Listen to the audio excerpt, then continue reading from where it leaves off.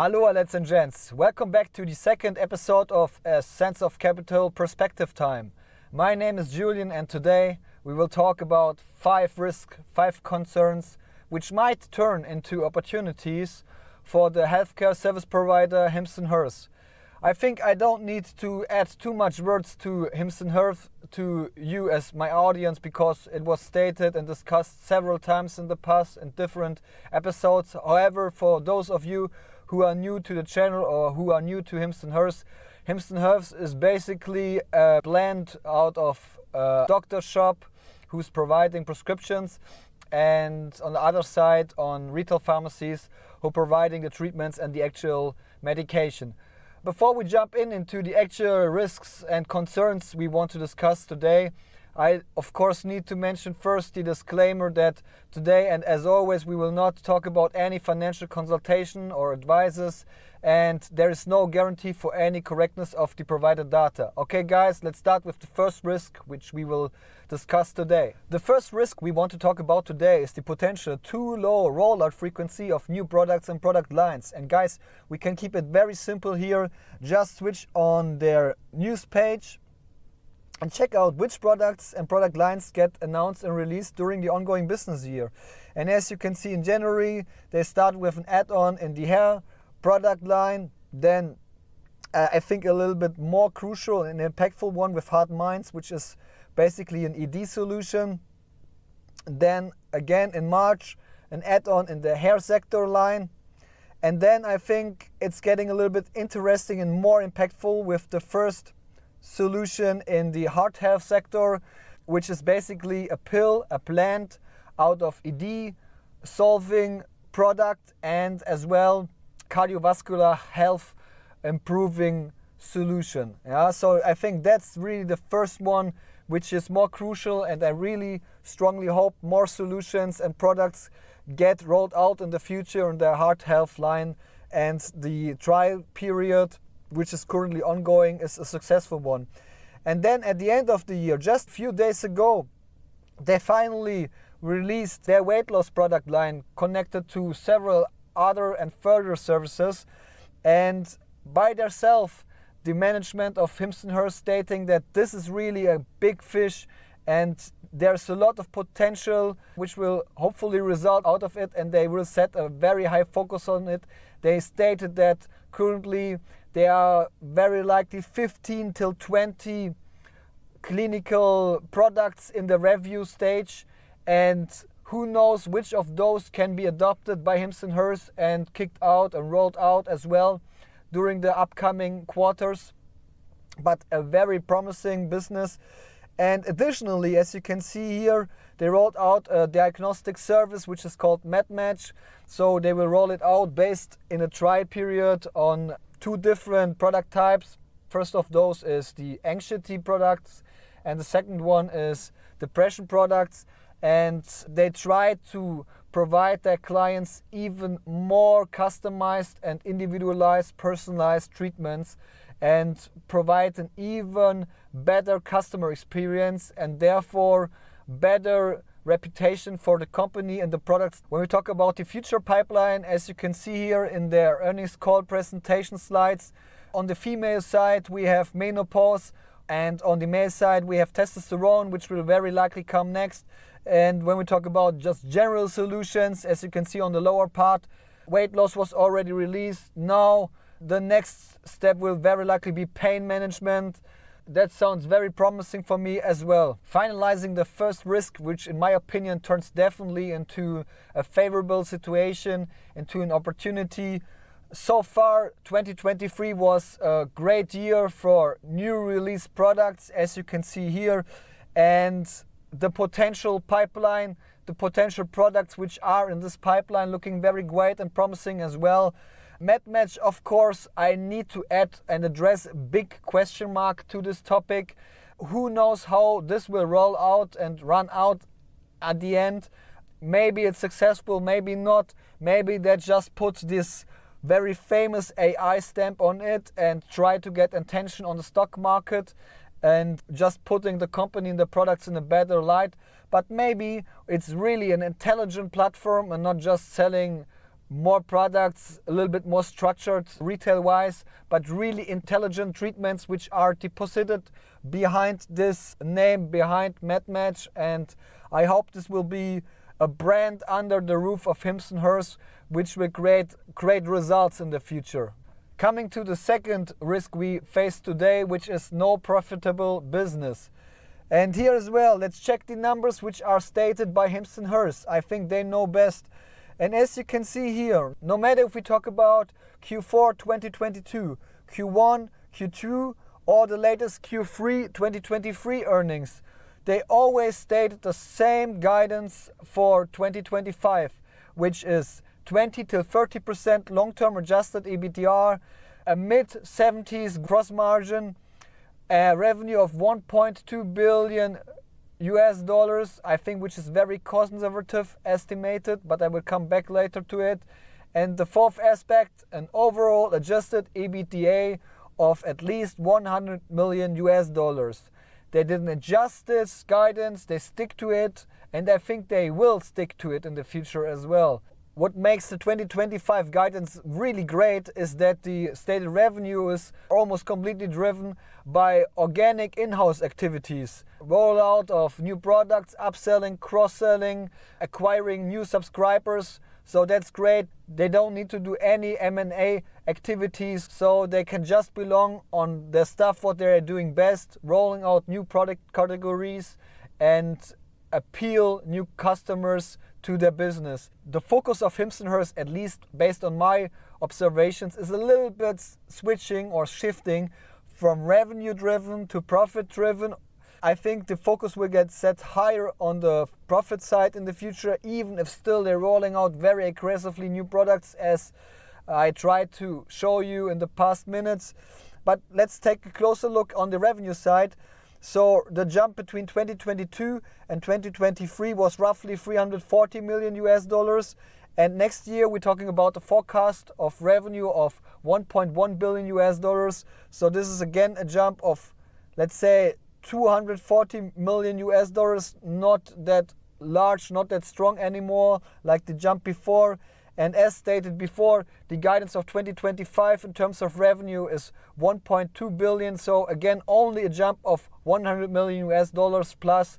This is not that great. However, I think the overall assumption and guidance by HIMS and HERS is quite sandbagging and set on a low point, very conservative.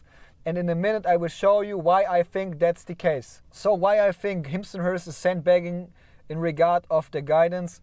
Guys, they stated in the earnings call multiple times that very likely they will achieve the guidance of $1.2 billion revenue and 100 million adjusted EBITDA without even the new categories, without even weight loss and pain management, testosterone, menopause, whatsoever. This is all not included.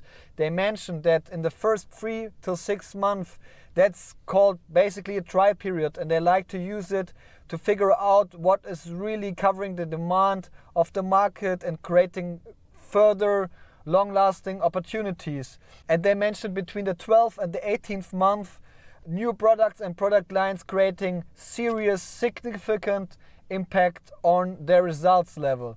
That's definitely something what we should consider when we talk about the guidance. The second aspect, which was mentioned by the management board during the earnings call and we need to consider, is that they decreased the prices of personalized products. I think they did this because so the patients adopting quicker to their product lines, to the new customized, individualized, personalized product lines.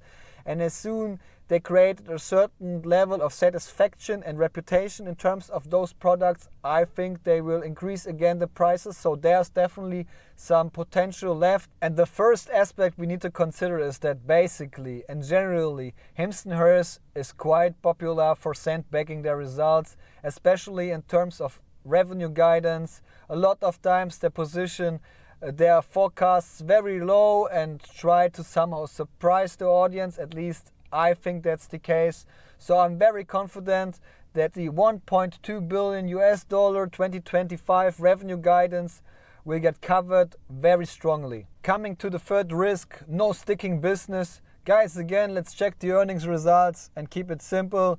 And as you can see, no matter if we talk about Q3 2022, Q4 2022, Q1 2023, Q2 and Q3 2023, they always talking about 85% plus long-term retention, as you can see here on the top right side. So no doubt about this on the side of HIMS and HERS. So I don't understand why I should have any doubt. To sum it up, the average subscriber of HIMS and HERS is very loyal to the brand, very loyal to the product, and once more, I need to state that I have no doubt about the sticking business of HIMS and HERS. The fourth risk is basically existing since foundation IPO of HIMS and HERS, and it's stating that very likely they can't create any moat to the competitors, and if the competitors, especially the big ones like Amazon, want to join, they will do, and they will take the lead. And of course, I understand this risk, and it's a very serious one which we need to consider. So far, everything is good. Even if Amazon clinics is existing since months nationwide, I think the effect on HIMS and HERS products and services and on the demand connected to those is looking quite well. We will see how this will work in the future, and we definitely need to keep an eye on this. But so far, so good, as I mentioned. They're spending each day a lot of money into marketing activities, and this is as well, in my opinion, creating moat, especially connected to new players who have not strong reputation. And in my opinion, I need to add as well that the longer HIMS and HERS exist, the higher are the chances they have this very special, unique product and brand identification, because they more and more personalizing their solutions. They, I think, understood that this is really something what separates them to more larger companies with stronger rollout power, and they can create this gap, they can create this moat by doing this. So guys, let's check out what they are displaying in their earnings results. And as you can see on the top right of the sheet, 20% plus of their subscribers are already consuming the personalized solutions, and that's just kicked out not that longly. So there's still so much potential left, and I think this is something, as I mentioned, what really makes the difference when we talk about long-term differentiation to players like Amazon. And this business and these products are very sticky, as I mentioned already earlier. So I think as soon as a customer has adapted to those products, it's very difficult to shift to other players, to other products. And the new diagnostic service MedMatch can be as well a very crucial factor in this regard. So guys, honestly, this risk is something what I've talked about a lot of times in the past in connection of HIMS and HERS, because it's quite hard to catch this in words. Who knows what will happen if a player like Amazon really puts their energy and sets a high focus on the same products and services like HIMS and HERS. But on the same time, and nowadays, I'm quite confident about this aspect, because I think HIMS and HERS found a toolkit by personalized solutions and services to differentiate their products, their brand to the competitors. And therefore, I think this aspect is actually turning into an opportunity and turning out really positively. The last risks I want to talk about today in terms of HIMS and HERS are potential restrictions and bans for their products. And guys, of course, this is something what you can get headaches about. But I fetched it together very simply, and let me show you how I fetched it together. So this is how it looks. I think in general, and that's not only the case in the US, honestly, it's very likely in Europe and in Germany the same, that the overall conditions and infrastructure of the healthcare sector, no matter if you talk about hospitals, doctor shops, or pharmacies, is not so well. There's a lot of room for improvement, and somehow budget and money is simply missing by the governments and the different institutions. And I think HIMS and HERS is really adding value to it and is working as a great gap filler, and therefore is very welcomed by the governments. And I can't imagine that if they're not doing a really bad move in the wrong direction by launching somehow an awkward product or really crossing some lines, I think HIMS and HERS is not so heavily confronted with the risk that potential restrictions and bans will take place. So guys, what's the message of today? Of course, it's a very positive one. HIMS and HERS is not without any reason the number one ranked stock I'm currently a shareholder of. I think they came to stay. I think they will serve all kind of client ages, no matter if we talk about teens, mid-aged ones, or even the elder ones. Next year, very likely, they will release products menopause and testosterone, so addressing the elders, and the personalized solutions, services and products involve heavy potential, no doubt about this in my opinion. We will see if they can dig this potential or not, but for sure the fundamentals existing. And at the same time they are very reasonable priced with an EV to sales ratio of 2, while they're creating revenue growth of more than 50%, working with basically zero debt. The stock-based compensation is on an okay level. They have a solid cash position and will very likely not run out of money soon. And overall the business is quite economically stable, what they have showed in the past quarters. But the 5 risks we talk about is not what I'm focusing actually. For me, I want to see the missing proof, which is located on the profit side. I want to see that they lower their marketing expenditure to sales per subscriber and finally start to do upselling and cross-selling.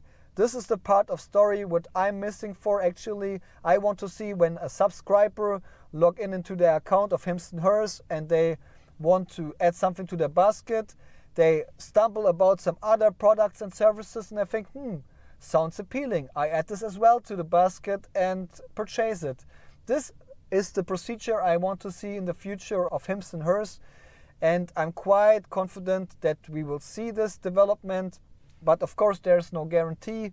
We need to stay a little bit more patient, I think. But I think the fundament is very positive, very promising. And therefore, I definitely will stick to HIMS and HERS. I will stick to the shares I'm holding. And I'm very curious to figure out what HIMS and HERS will achieve in the future. Thank you very much for watching today's episode. I hope you enjoyed it. I hope you're taking care of yourself and staying healthy, especially in the flu-driven winter season. And looking forward that you join again in the future, no matter if we talk about another episode of Perspective Time, Insights Time, or even streams in the upcoming earnings season. Guys, see you next time. Bye.